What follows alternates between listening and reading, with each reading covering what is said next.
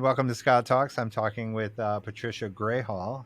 She's the author of the book Making the Rounds. And I love the conversation you and Laura had. It's lovely. It's like shining a light on queer history and your experience in the, I guess it'd be the 60s, 70s, 80s, being a doctor and being an LGBTQ and concealing your identity as you move into a world that's learning to accept more alternative lifestyles. And we've come a long ways, I would think. And in 2023, what would you say to that? Uh, Yeah, I think, well, certainly we've made a lot of progress. Uh, being being queer, as now is the umbrella term, is not yeah. considered a mental illness anymore. Can And you believe we even did that? I mean, I know I am blown it's away. yeah, it's really amazing. And not only that, but I think in the media now, when I was growing up, if there was representation of queer people at all, it was, at the end, they all came to a tree fell on them and killed them, or, Yeah, they it came was to kind their of a, they would senses mock of it. them.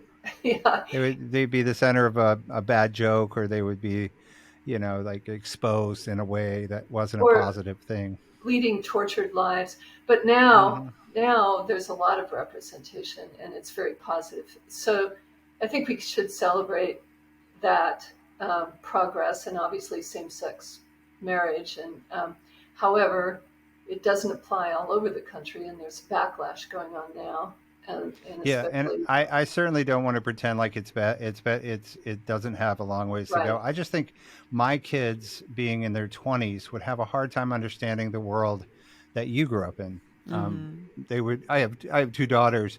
I think they Well, would be and they're feminists, and by I think default in the world, they stand up for their rights, and right. they I think they saw the marvelous Mrs. Maisel, my youngest daughter, and she was appalled by the way people had to live. Like Hmm. women had roles, and God forbid there was a gay woman that had a role. She had a triple life going on, and I find myself trying to be like, you don't understand how far things have come, sweetie. Right. Like, but your book is a really lovely walk, and your Well, that's honesty. that's why I wrote it. I really Yeah, I really hope that young people, because for decades now, women have enjoyed reproductive freedom, right. and now in many parts of the country, women are now chattel of the state again, and I mean, I think a lot of young women have no idea what it was like prior to Roe, Mhm. because their whole life, Yeah.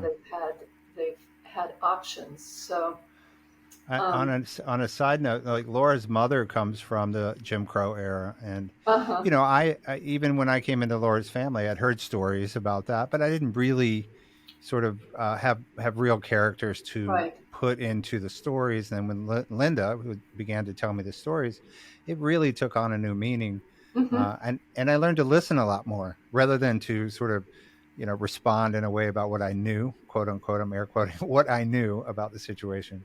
Right. So I think it is important that you tell stories, So and it's another thing, Scott, actually another motivation for my writing the book really was uh-huh. I wanted to inspire all marginalized people, whether they be queer or um, people of color or disabled people, to follow their dreams and live authentic lives, and really to go forth with their ambition, and have fulfillment of their dreams that other people take for granted. So Yeah. Do you now? So growing up this way, and sort of slowly letting yourself out to the world over the course of your lifetime, are there any sort of things that you hang on to that you wish you wouldn't? Like, I know writing a book is one way to tell the world, but mhm. I would imagine I have friends. I have a friend who's a gay man who is married, and he has four kids with a wife. And when he goes to work, if people ask him about his being married, he doesn't tell him that he's married to a man still. Mm. So I know I think he and I have talked about, and he brings that into the current time from his life. He was actually in Utah as well, because I was thinking about your time Right.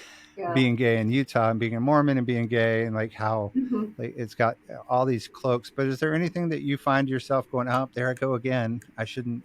Are there any of those little things you bring into the world with you currently that are just At this residual? point, I'm in my 70s. I'm retired. Um, I I have little to lose by Mm. being authentic, and at this point in my life, I don't think there's any area in which I hold back who I am.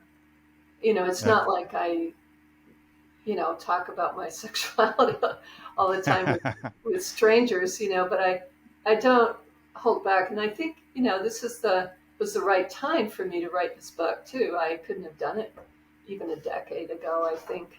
Um, so, Yeah, uh, I agree. I think it is the right time. And I think that the accessibility we have to people allows us to see the commonalities. right. I loved that the conversations that you and Laura had were about the relationships and the crushes that you had. They seemed, that's something I think all of us can relate to, as opposed to the situational. Yeah, Uh, you know, actually, I think so. We all want to love and be loved, and well, most of us want friendship and to belong and do meaningful work. So hmm it's only when you're told that who you love is wrong, or that you can't fulfill your dreams because you're the wrong sex or color. That's when you do things to squelch your desires in order to belong. And I believe when you do that, you do yourself irreparable harm. So I really hope, that my book will inspire people to follow their dreams and lead authentic lives. yeah, I think that's what we Yeah, all want. I think we all want to be ourselves and be liked and be appreciated for it and be heard right, and be right. understood. And um, the last thing I'll say is, do you think that your journey as a lesbian woman helped you in your professional life? Do you think that being a strong example, having to be more motivated than the people around you, or being a little smarter than the average person, do you think that might have helped you be where you are today? Oh, absolutely. I think coming out as a lesbian gave me the confidence and the courage to go against the grain and go to medical school, which was not really that encouraged for women you Right? know, back in the day. And I do think it gave me courage, and it certainly came in handy in dealing with patients. And I have several examples in my book. Yeah, good. Well, I hope you guys tune in to the interview. It's a really lovely conversation between Laura and Patricia.